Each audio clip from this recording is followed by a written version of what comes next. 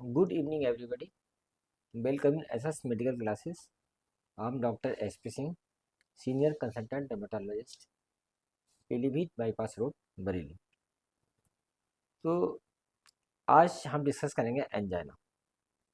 Angina means severe agonising pain और discomfort और heaviness और कंस्ट्रिक्टिंग पेन और प्रेशर और टाइटनेस और squeezing pain in nature, and it is caused by reduced और सबनॉर्मल ब्लड फ्लो।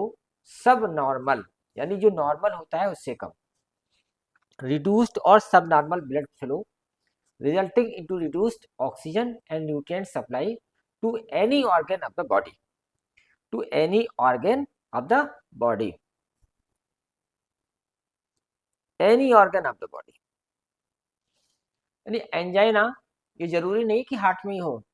तो कॉमनली ये समझा जाता है कि एंजाइना की जब हम बात करते हैं तो माना जाता है कि ये केवल हार्ट में ही होता है। सो हार्ट में तो होता ही है मोस्ट कॉमनली, बट जो बॉडी के अदर पार्ट्स हैं उनमें भी हो सकता है।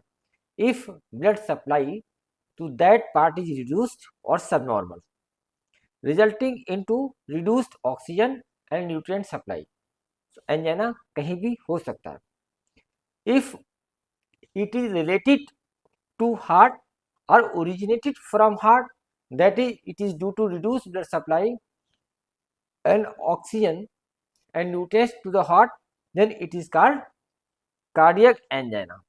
कार्डियक एंजाइना और एंजाइना पेक्टोरिस। पेक्टोरिस इसलिए यूज हुआ है क्योंकि चेस्ट के नाम एक पेक्टस भी होता है। क्या है? Pectus. Chest is also called pectus, so angina pectoris. If it is related to any other organ of body, then it is called non cardiac angina. तो non cardiac angina is not a common term. So angina may be cardiac angina, which is known as angina pectoris, or it may be related to other parts of the body when it is called non-cardiac angina.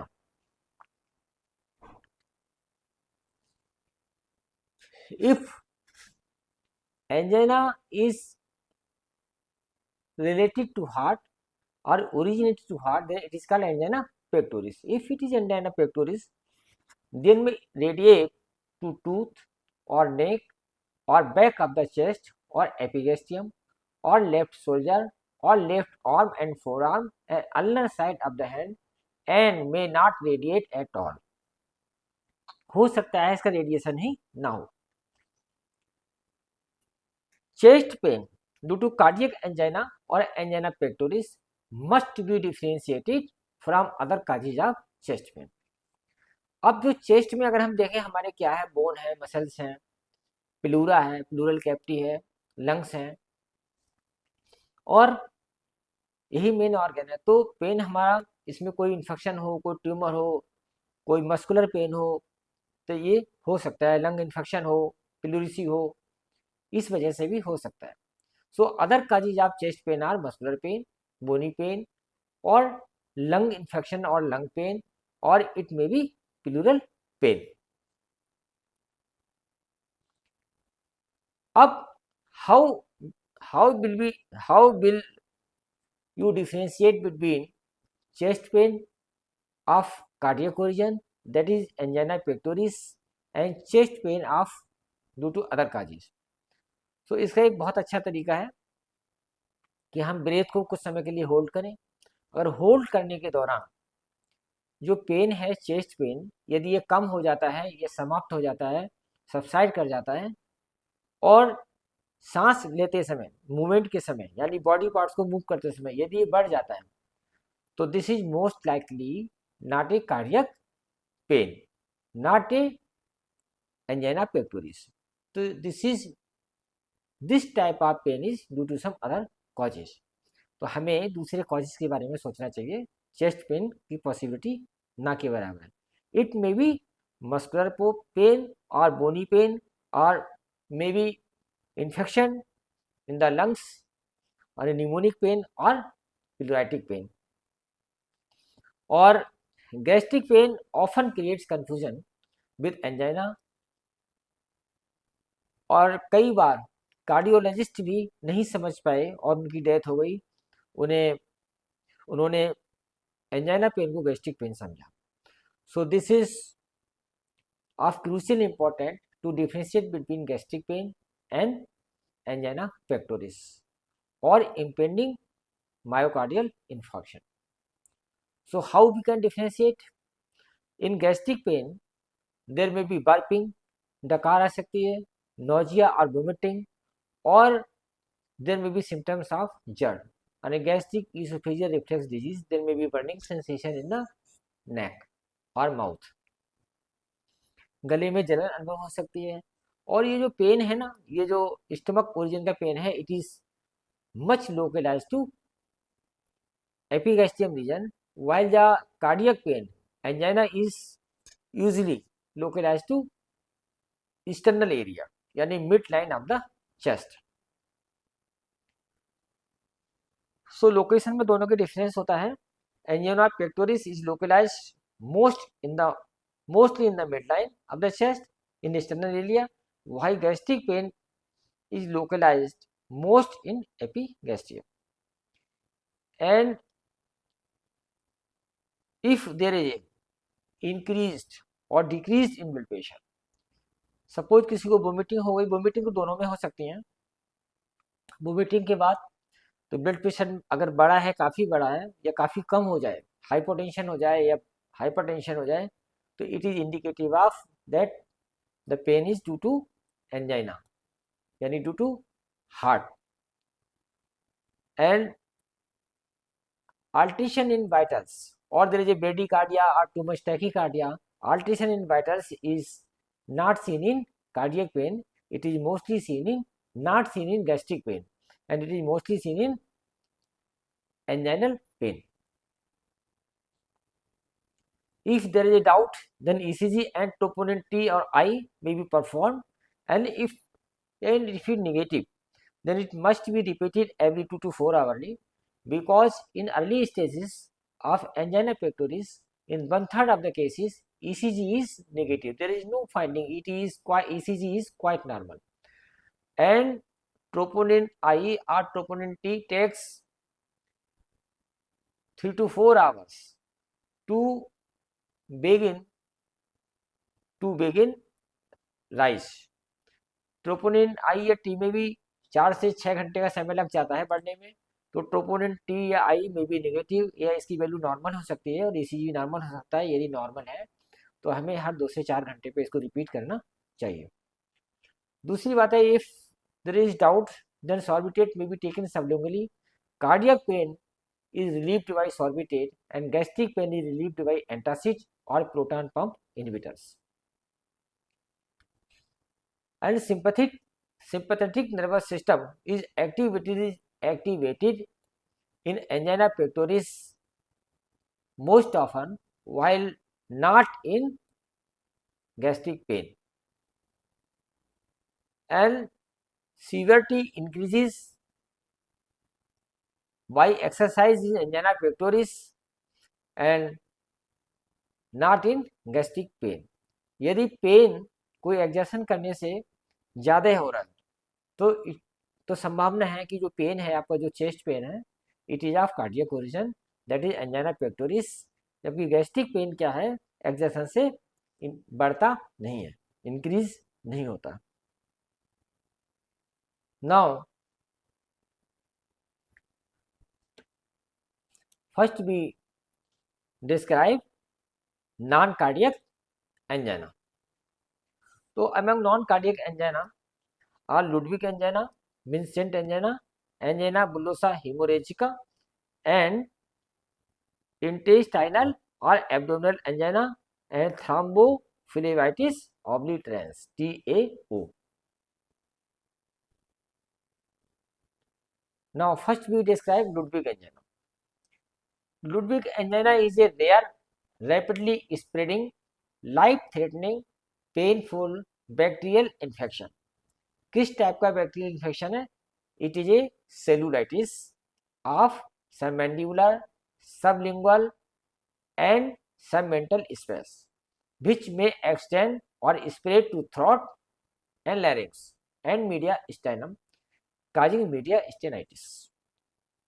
So Ludwig angina is a toxic bacterial infection in the form of cellulitis of submandibular space, submental space, and sublingual space, and due to swelling of submandibular space and sublingual space, the floor of the mouth and tongue is raised and pushed backward, and because of this, the tongue causes airway obstruction, creating airway emergency. And clinically, there is a painful swelling in the neck with or without discoloration, and fever will be there, drooling of saliva will be there, and tongue will be protruding and in swollen condition, and there will be difficulty in speech. So clinically, there is a painful swelling in the neck with or without discoloration, and there will be fever and drooling of saliva, protruding swollen tongue, and difficulty in speech. Now, what are predisposing factors of Ludwig angina? So, predisposing factors are poor oral hygiene. आपने देखा होगा कि बहुत से लोग गुटखा खाते हैं, गुटखा में कितनी सारी गंदगी होती है और ऐसे फाड़ा और मुंह में डाल लेते हैं, एक भी बार नहीं सोचते कि इसमें क्या होगा। दूसरी बात, सुबह उठते तो आप लोग देखते हैं कि बहुत सारे लोग पेस्ट करते हैं, लेकिन रात में पेस्ट करके कोई नहीं सोता, जबकि रात में लोग अपना डिनर लेते हैं, डिनर के बाद मुंह में फूड पार्टिकल्स रह जाते हैं, उनका डिकम्पोजिशन होता रहता है, बैक्टीरियल प्रोलिफरेशन होता है, तो रात में पेस्ट करके सोना चाहिए।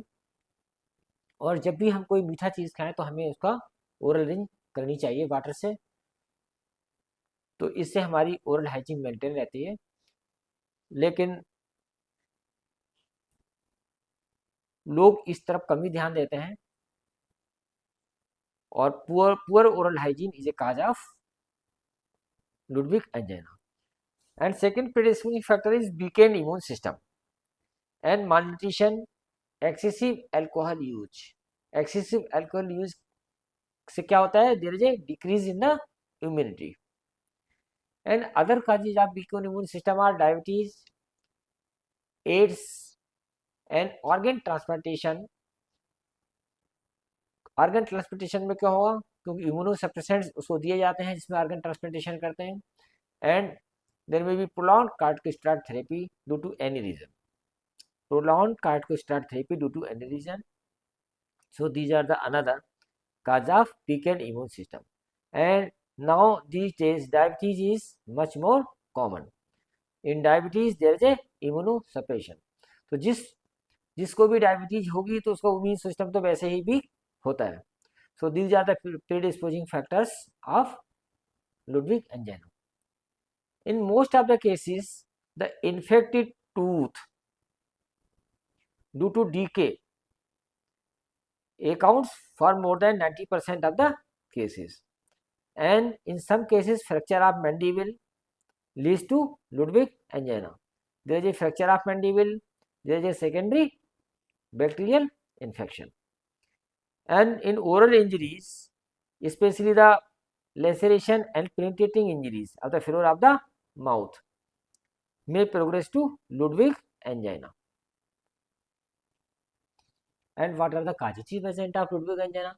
Causative agents are Streptococcus, Staphylococcus, and bacteroids.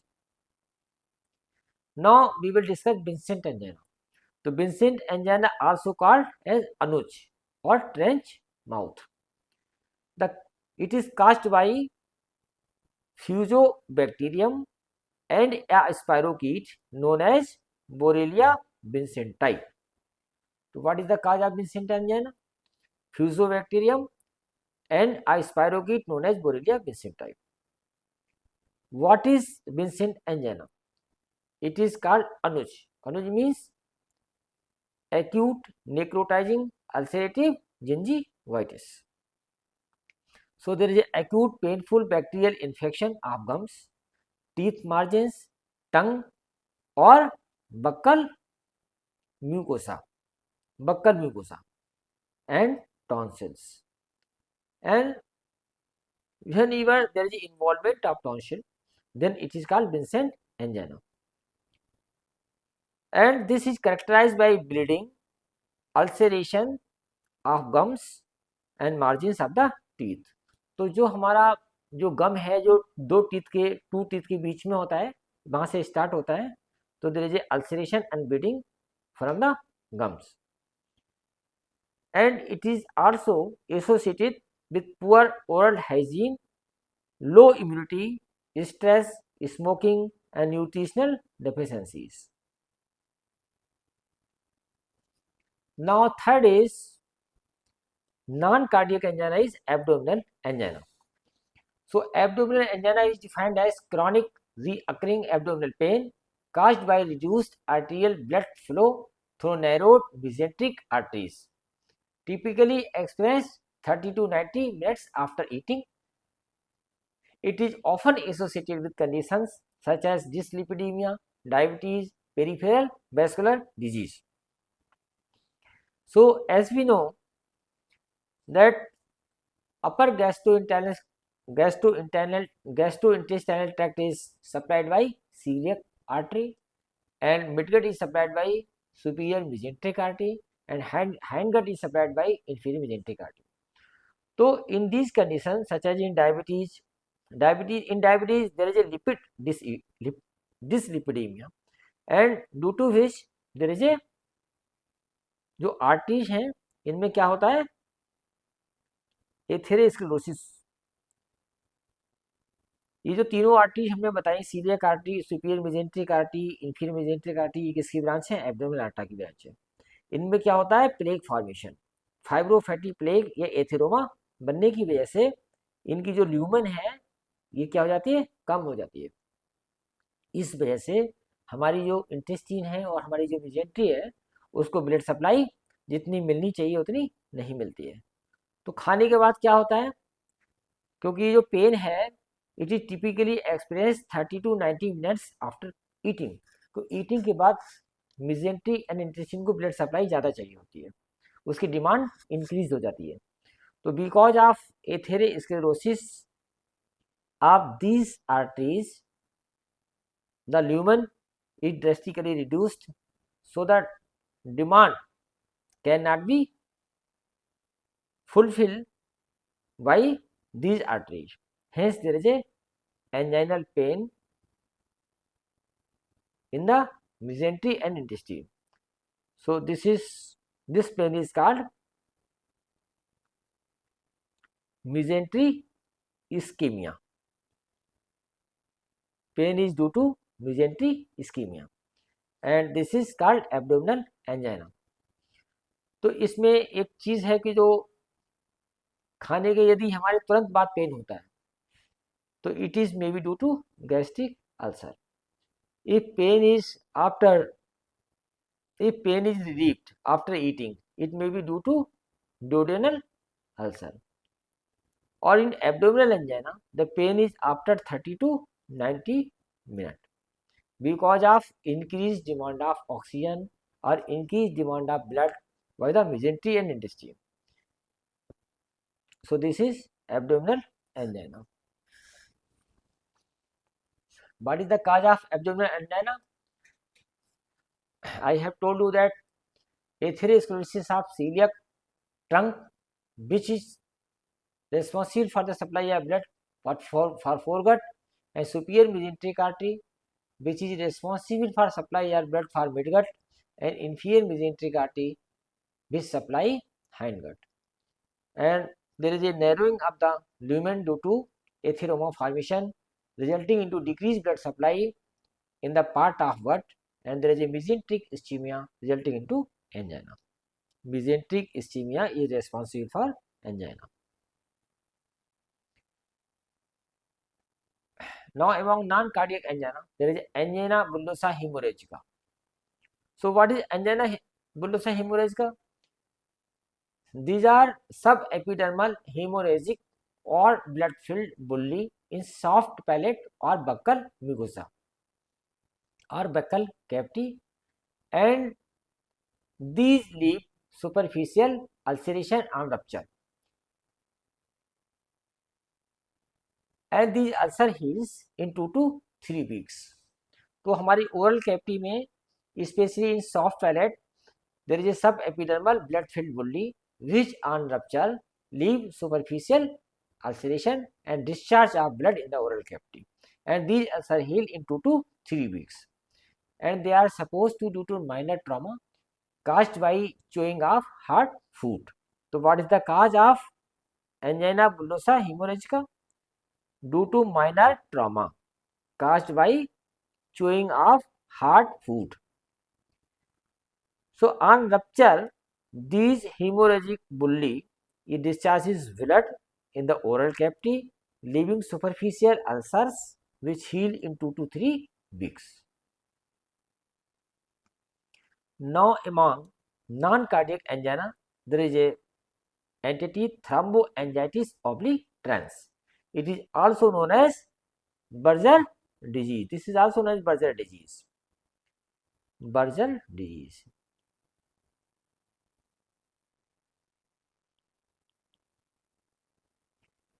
What happens in this condition? There is a recurrent, acute or chronic inflammation and thrombosis of arteries and veins. कहाँ की arteries and veins?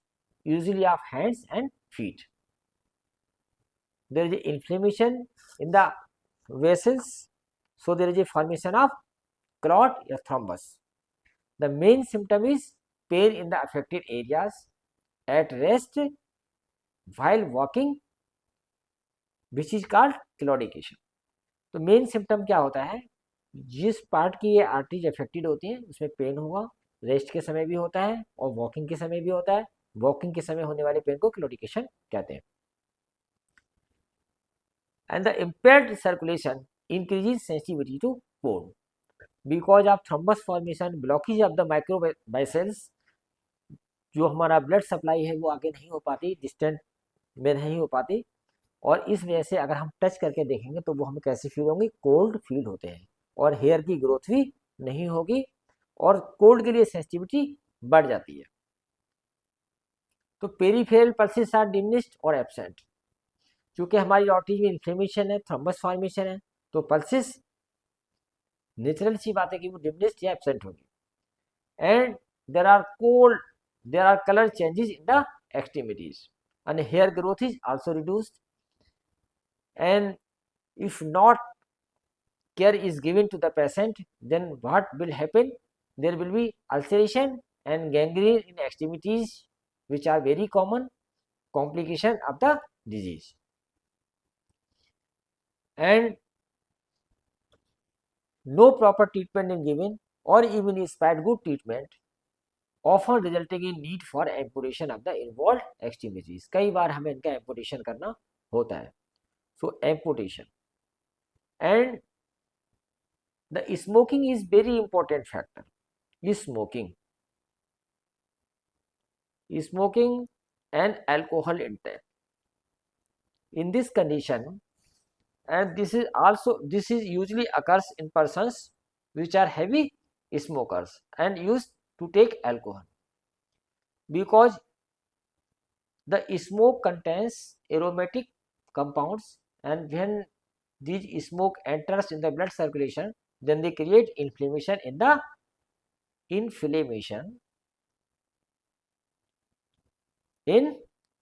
endothelium of the arteries, and this endothelial inflammation or damage result into thrombus formation.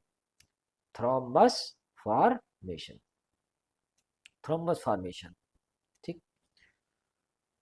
So there is a blockage of the peripheral vessels, and these type of disease also known as peripheral vascular disease. इन्हें peripheral vascular disease कहते हैं। And the treatment is, obviously the first treatment is stoppage of smoking. अगर कोई smoking stop नहीं करता है तो treatment का कोई भी रेस्पॉन्स इसमें नहीं मिलता है और एम्पुटेशन ही करना पड़ता है। तो जो पेशेंट है उसके पास दो रास्ते होते हैं, या तो वो स्मोकिंग करे या फिर अपनी लिम्ब, चाहे अपर लिम्ब हो चाहे लोअर लिम्ब हो, चाहे वो उसमें से एक को चूज करना पड़ेगा, आइदर स्मोकिंग और लिम्ब।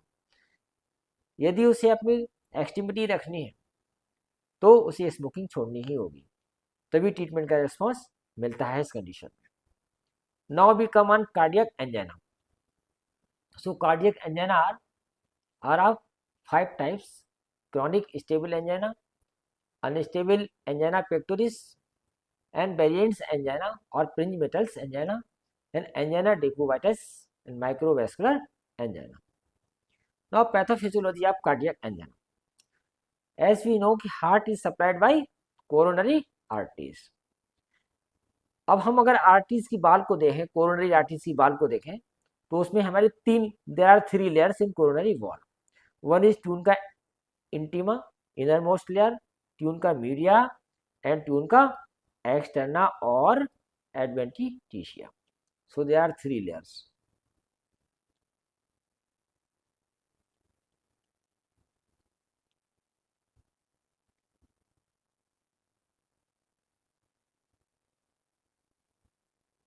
ये तो this is tunica adventitia, there is tunica media and this is tunica intima. 3 layers है। Now tunica intima is composed of endothelial layer, this is inner most. इस diagram में देखिए, this is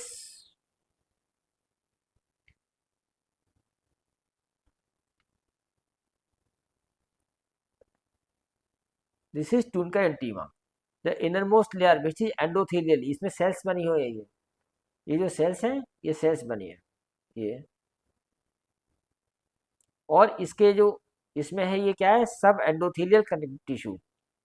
this is sub endothelial connective tissue, sub endothelial connective tissue, and this is endothelial, and this is internal elastic lamina, internal elastic lamina, lamina. So tunica intima is composed of 3 layers, inner most endothelial layers. इसमें क्या है, single layer of sales हैं, इसके बीच में junctions होते हैं, और इसके बाद में जो लेयर होती है उसे कहते हैं sub endothelium connective tissue. This is sub endothelium connective tissue, and this is internal elastic lamina. ये ट्यून का इंटीमा के पार्ट्स हैं। और दिस इज, ये क्या है, tunica media. It is composed of muscular cells, and outer layer is tunica adventitia, this one tunica adventitia. So this diagram shows the structure of medium sized muscular artery, medium sized muscular artery. Now what happens कि below the endothelial layer there is a formation of fibrous cap, and this is central core, and this is tune का thinned media. जो tune का media है वो क्या हो जाती है, थिन हो जाती है, एंड इसमें क्या है, ये कोलेस्ट्रॉल क्लेफ्ट हो जाते हैं। तो दिस डायग्राम सोच एथेरोमेटस प्लाक। क्या है, एथेरोमेटस प्लाक, एथेरोमेटस प्लाक है। इसको क्या बोलते हैं, फाइब्रो फैटी प्लाक, इसे फाइट्रोफैटी प्लाक भी बोलते हैं। तो ये जो जिनमें ये हमारा एंजाइना पेक्टोरिस होता है, चाहे वो स्टेबल हो चाहे अनस्टेबल हो, इसमें क्या है कि जो कोरोनरी आर्टरीज हैं इनमें प्लाक फॉर्मेशन होता है। ये कोरोनरी आर्टरीज हैं, इसमें क्या है, प्लाक फॉर्मेशन। ये यहाँ भी प्लाक बनी, यहाँ बनी, कहीं भी प्लाक बन सकती है, तो ये प्लाक फॉर्मेशन है। इस प्लाक को हम कहते हैं एथेरोमा। क्या बोलते हैं, एथेरोमा या फाइब्रोफैटी प्लाक, फाइब्रोफैटी प्लाक। इस प्लाक्स की वजह से क्या होता है, जो हमारा ल्यूमेन है, जो बेसल्स की ये ल्यूमेन है हमारी, ये बेसल्स की ल्यूमेन है, ये क्या हो जाती है, कम हो जाती है। यानी हमारी जो ब्लड फ्लो करने की जगह है उसमें ब्लॉकेज आ जाती है। तो अब हम समझेंगे कि स्टेबल एंजाइना पेक्टोरिस में कितनी ब्लॉकेज होती है, अनस्टेबल में कितनी ब्लॉकेज होती है, और किस इसका एथेरोस्क्लेरोसिस जो प्रोसेस है प्लाक फॉर्मेशन का, एथेरोमा फॉर्मेशन का जो प्रोसेस है, हम इसको कहते हैं एथेरोस्क्लेरोसिस। और इसमें जो मेन रोल होता है वो एलडीएल में भी जो स्मॉल डेंसिटी एलडीएल है उनका रोल होता है, और ट्रांस फैट का रोल होता है। ठीक है, ट्राइग्लिसराइड्स और ट्रांस फैट्स का रोल होता है इसके फॉर्मेशन में। तो दिस इज सेंट्रल कोर, आप देख रहे हैं ये कोलेस्ट्रॉल क्लेफ्ट है इसके अंदर, और इसमें foam cells, lipid pools, foam cells, ये देखिए फोम सेल्स है इसके अंदर ये, और ये नेक्रोटिक सेल्स, ये इन सबसे ये मिलकर बना होता है हमारा एथेरोमा। इसमें सबसे ऊपर होती है फाइब्रस कैप, और इसके नीचे होता है कोर, और जो इसकी जो लेयर होती है इसे कहते हैं एंडोथीलियल लेयर। फाइब्रस कैप की जो आउटर लेयर होती है that is known as endothelial layer. तो नॉर्मली क्या होता है, अगर नॉर्मल जो कोरोनरी आर्टरी हमारी होती है उसमें क्या है, या तो प्लाक फॉर्मेशन नहीं होता है, या होता भी है तो बहुत ही कम होता है, 30 to 50% के आसपास होता है, जिसमें कि जो हमारी ल्यूमन होती है, ये कोई प्लाक फॉर्मेशन नहीं है, ये हमारी ल्यूमन है, वो कहीं कोई ब्लॉकेज नहीं है, ये होती तो बहुत कम होती है, 30 to 50%, लेस देन 50%। तो उसमें जो हमारा ब्लड फ्लो होता है वो इतना ब्लड फ्लो होता है कि हमारे हार्ट की मायोकार्डियम को जितनी रिक्वायरमेंट है ऑक्सीजन न्यूट्रिएंट्स की वो आराम से सप्लाई कर पाता है। So coronary artery supply blood to heart which is sufficient during rest and exertion. इतनी ब्लड सप्लाई हो जाती है, इस स्पेस इतना स्पेस ये होता है जिससे इतनी ब्लड सप्लाई हो जाती है कि कोई भी व्यक्ति कोई भी काम कर सकता है। अगर हम हार्ट की मसल्स को ज़्यादा ऑक्सीजन की डिमांड होती है ड्यूरिंग एक्सर्शन या एक्सरसाइज या काम करते समय, तो वो रिक्वायरमेंट फुलफिल हो जाती है इन नॉर्मल कंडीशन में। तो हमारी कोरोनरी आर्टरी नॉर्मल होती है, कोई ब्लॉकेज नहीं होती नॉर्मली। अब स्टेबल एंजाइना में क्या होता है, in stable angina what happens,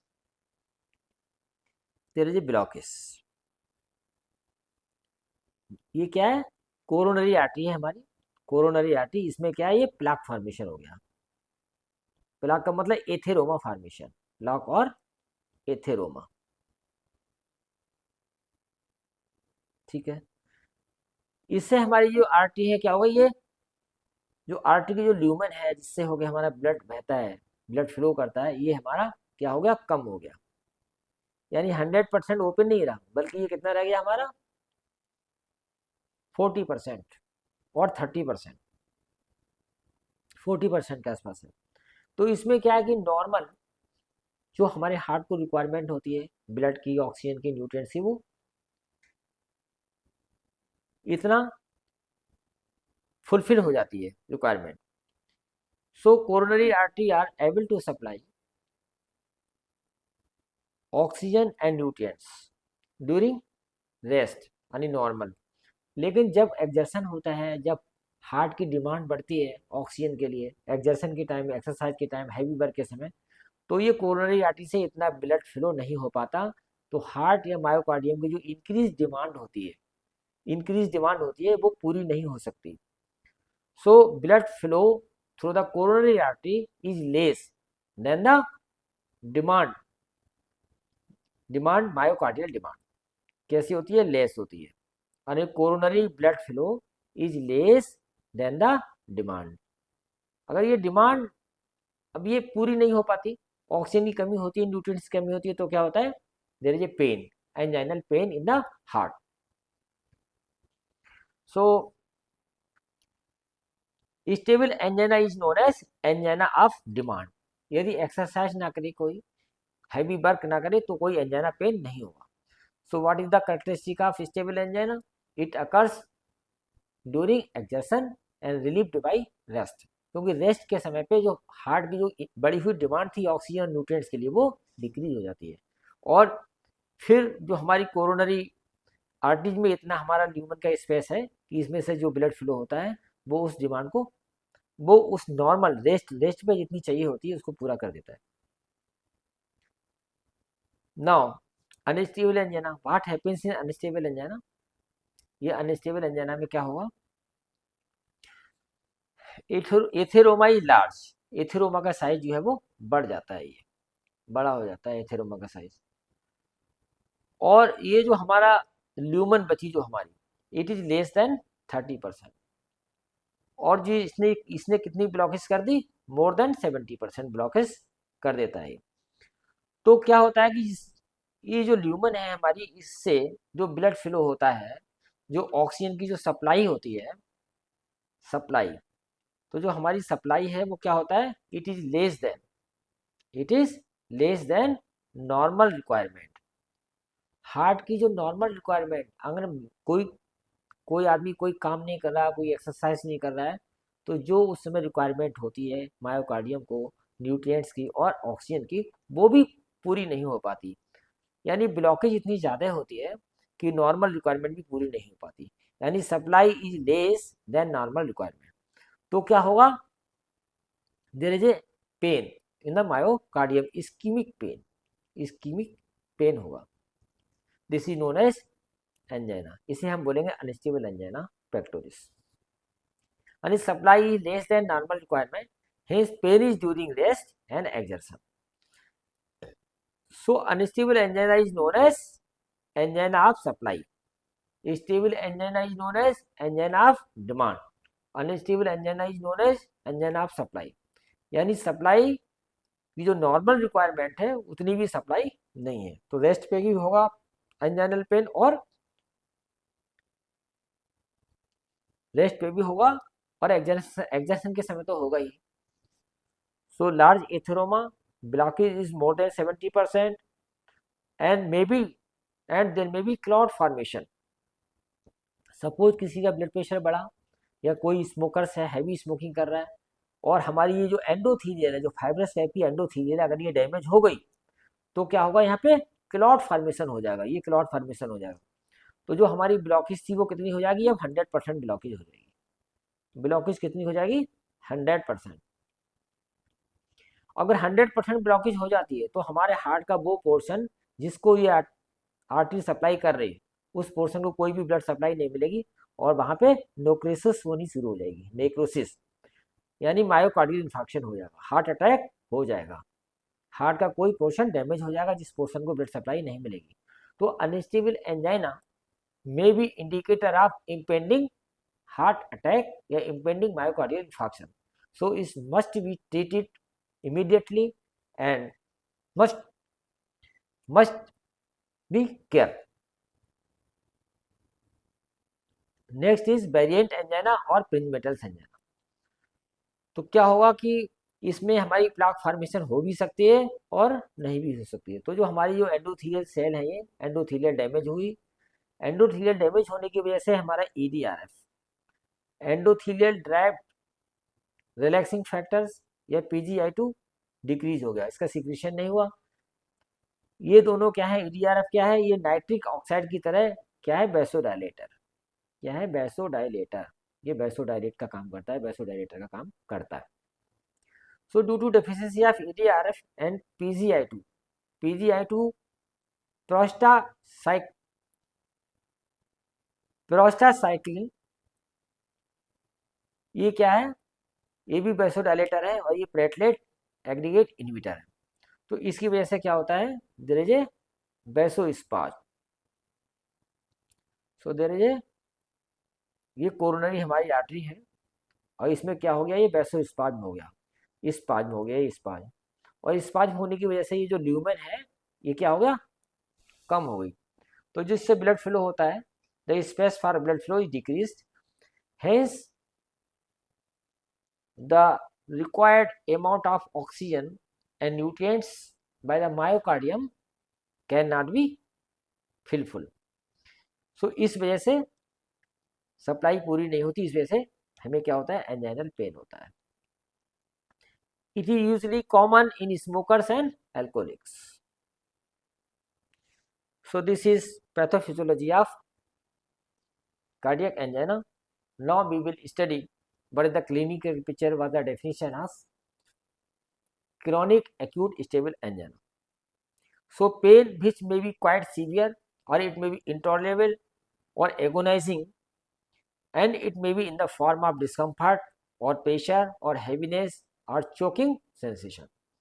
The symptoms is crescendo and decrescendo in nature. Means कम या ज़्यादा होते रहते हैं. Crescendo माने बढ़ने वाले, decrescendo माने कम होने वाले. And it lasts 1 to 5 minutes.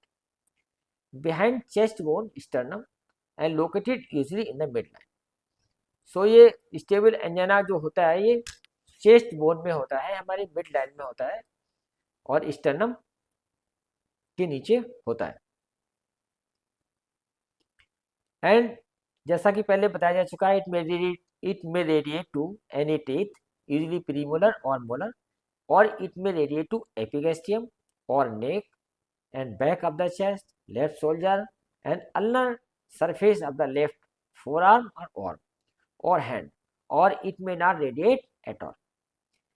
दूसरी बात, less than 3 episode a day. अगर हमारे स्टेबल एंजाइना के episodes more than 3 episodes per day हो रहे हैं तो हम इसको अनस्टेबल एंजाइना मानेंगे. क्या मानेंगे?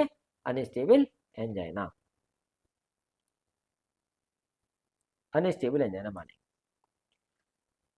It usually occurs during exertion और एक्सरसाइज और सेक्सुअल एक्टिविटी और ड्यूरिंग इमोशंस. इमोशंस किस टाइप के हो सकते हैं? Stress, anger, fried, frustration.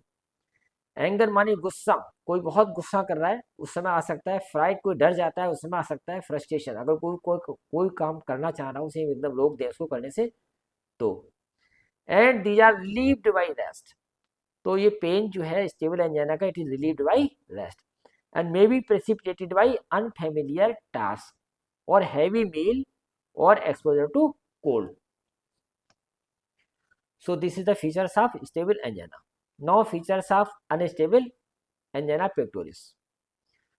So a new onset, it may be new onset that is less than 2 months, and it may be severe, usually severe than stable angina, and it is more frequent, rate 3 episode in a day. ये हमारे unstable angina में के character हैं. Patient which may previously had stable angina but now have more severe and prolonged and more frequent pain. यानी पहले उसको stable angina था लेकिन उसको पेन जो है बहुत ही सीवियरिटी बढ़ गई है और पहले पेन कम देर तक होता था, ज़्यादा देर तक होने लगे. पहले कम बार होता था, ज़्यादा बार होने लगे. Precipitated by less exertion than previously. यानी पहले ज़्यादा काम कर लेता था उस समय नहीं होता था, अब थोड़ा सा भी काम करता है तो पेन होने लगता है. यानी जो काम करने का अमाउंट है जिससे कि एंजाइना प्रेसिपिटेट होता है वो क्या है, कम हो गया है. जरा सा काम किया और पेन शुरू, तो इसे अनस्टेबल एंजाइना में मानेंगे. या कोई भी एंजाइना जो रेस्ट पे हो रहा हो, that is also unstable angina. Unstable angina में भी प्राइमरी का मतलब कोई एक्स्ट्रा कार्डियक नहीं है, कोई एक्स्ट्रा कार्डियक कंडीशन नहीं है. और इट में भी सेकेंडरी. अगर सेकेंडरी काज में क्या होगा, अनीमिया हो सकती है. सीवियर अनीमिया के समय क्या होगा, ऑक्सीजन कैरिंग कैपेसिटी ब्लड की कम हो जाएगी और उस वजह से हमारा जो कोरोनरी स्पेस अगर नॉर्मल भी है तो उस समय जो ब्लॉकेज है, कम ब्लॉकेज भी ज़्यादा ब्लॉकेज मानी जाएगी, उसी की तरह काम करेगी. क्योंकि जो ब्लड फ्लो हो रहा है वहाँ से वो ऑक्सीजन उसकी कैरिंग कैपेसिटी कम है, इसीलिए सीवियर अनीमिया में अनस्टेबल एंजाइना प्रेसिपिटेट होता है. फीवर के समय टैकीकार्डिया होती है और फीवर इन्फेक्शन के समय क्या है, हार्ट की रेट बढ़ती है, हार्ट को ऑक्सीजन की ज़्यादा आवश्यकता होती है. So that is why demand is increased. So unstable angina में प्रेसिपिटेट. और ड्यूरिंग टैकीइरिथमिया और इमोशनल स्ट्रेस और hypoxia.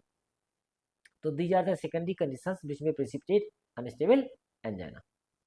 Now angina decubitus is a condition which occurs at night when patient is recumbent, यानी सोया होता है. Now variant angina और Prinzmetal's angina.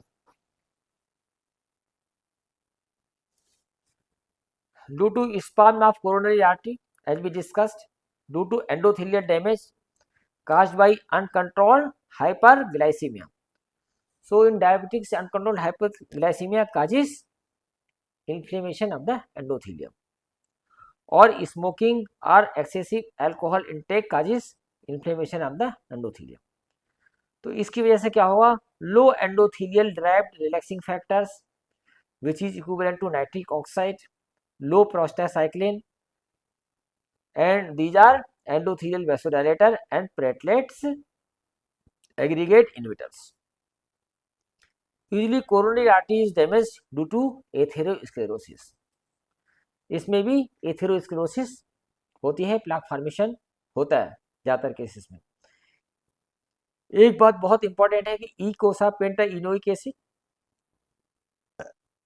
यानी EPE and docosahexaenoic acid DHA stimulate production of EDRF and hence it protects from the variant angina. क्योंकि अगर EDRF की ये sequence को प्रोटेक्ट करता है तो इससे प्रोटेक्शन होता है। Now next is microvascular angina. इस माइक्रोवैस्कुलर एंजाइना में क्या होगा, there is a blockage in the branch, fine branch of coronary arteries, but block is not in major arteries. So this is all about angina, cardiac angina and non cardiac angina. यदि आपको content अच्छा लगा हो तो please like it and share it and subscribe my channel. And इसके साथ ही thank you too much.